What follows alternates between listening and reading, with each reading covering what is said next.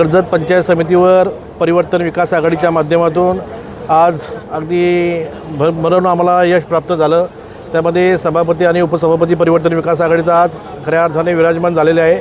आपल्या सर्वांना माहिती आहे, अनेक वर्ष आम्हाला जे आमच्याकडे पंचायत समिती नव्हती, ती पंचायत समिती खऱ्या अर्थाने आज आम्ही परिवर्तन विकास आघाडीने जिंकून आमचा परिवर्तन विकास आघाडीचा झेंडा आज आम्ही पंचायत समितीवर आम्ही फडकवण्याचं काम केलेलं आहे। मी आमच्या कर्जत तालुक्यामध्ये सर्व जनतेला अगदी मनापासून त्यांचा आभार मानेल।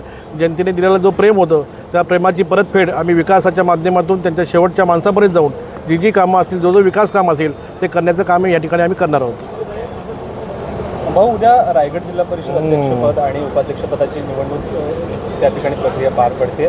राष्ट्रवादीला कशा पद्धतीने या ठिकाणी जागा मिळणार आहे आणि राष्ट्रवादीमध्ये कशा पद्धतीने उत्साह आहे? राष्ट्रवादी काँग्रेस पार्टी आणि भारतीय जनता पार्टीचे बहुमत ॲक्च्युली झालेलं होतं। त्यामध्ये कर्जत तालुक्यामध्ये, खालापूर तालुक्यामध्ये आम्ही परिवर्तन विकास आघाडीच्या माध्यमातून आम्ही निवडणूक लढवली होती।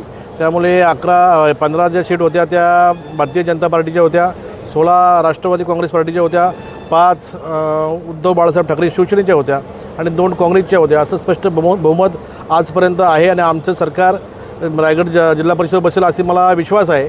परंतु आपण जी बातमी जी सांगताय ती बातमी मी काही बघितलेली नाही, परंतु मला विश्वास आहे राष्ट्रवादी काँग्रेस पार्टीच्याकडे एक नंबरचं किंवा 2 नंबरचं पद नक्की असेल असा मी तुम्हाला विश्वास देतो।